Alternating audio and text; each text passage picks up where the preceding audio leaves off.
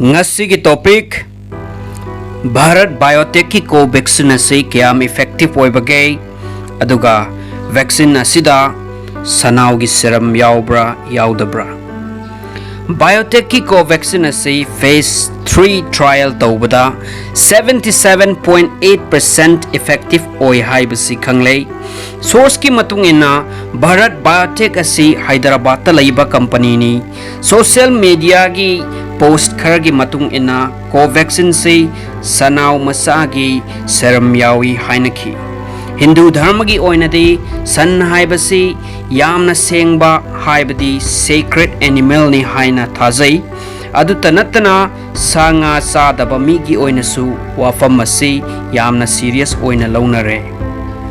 Mayam gi knowledge ki oina serum haibasi asengba hangapan masugum isingum nasu tauba sa san hatfam dagi lauba I dagi phangbani.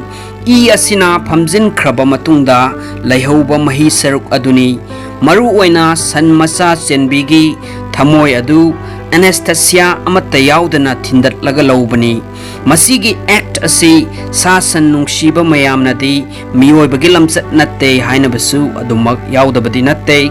Mamangi wahangda laksabada Covaxin asi sanaugi serum yaubra haibani.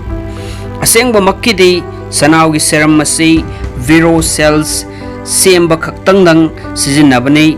Sigumba makhalgi sagi serum kaya asi prithibi pumbada viro cell sembagi maru oiba component ama oiduna lai. Aduga masi vaccine sembada sijinnabani. Masigi technology asi polio, rabies amasung influenza gi vaccine sembada sahi mayam ama sijinnarai. Viro cell sing asi sem khraba matungda ising amadi chemical na seng na samduna sanau gi serum yaudnaba hanjin samthoi. Adudagidi hauzik viro cell sing asi coronavirus hapsilaga infect tawhanbani. Viral growth ki damakta hauzik hairiba viral growth ki process sida viro cell sidi loina manghankhre.